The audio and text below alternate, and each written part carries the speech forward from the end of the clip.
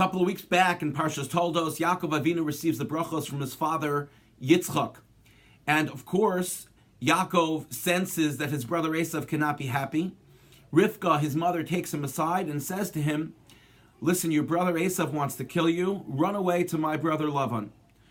So Rivka senses that Yaakov is so bewildered. He says, he wants to kill me. I'm running away, but how am I going to know when it's safe to come back? Will I ever be able to come home again?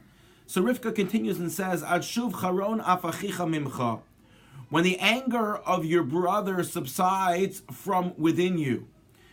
And Yaakov senses that perhaps maybe now is the time, at this point, after he's left the house of Lavan, after he's already established most of, if not almost all, of the Shiftei Kah of the 12 tribes, he decides that, the time has come to see where Esav's head is at.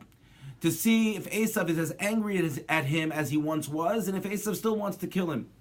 So Yaakov decides to send malachim, to send angels, which are messengers, to find out what Esav is feeling, how is Esav doing. Perhaps Esav is not as angry as he used to be. It turns out that the response of these malachim was that Esav wants to kill you more than ever, and he's got 400 people with him that are ready to rip you to pieces.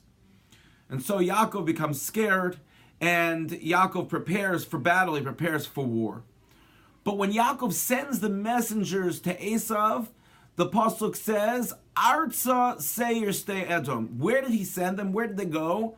They went Arza. So that word Arza, Rashi jumps upon and teaches us something about diktuk, about grammar.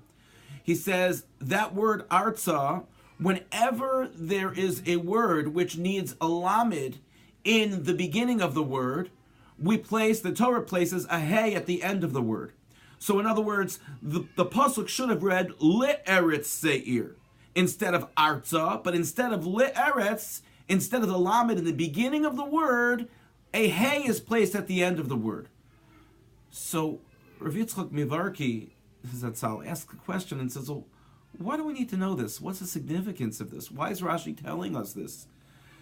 And so he explains perhaps Rashi is giving us an insight when it comes to an interpersonal relationship, especially when it comes to confrontation.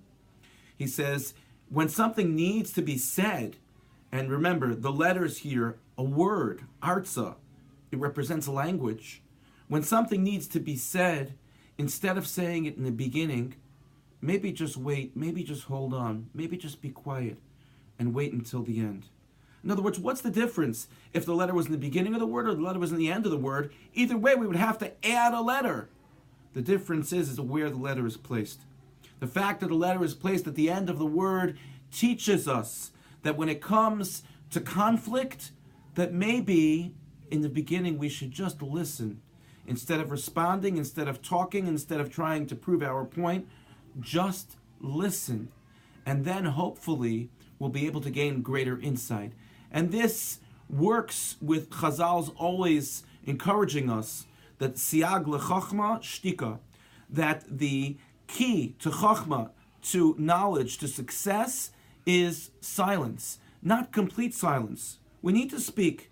We need to be able to talk. We need to be able to express our feelings and our emotions.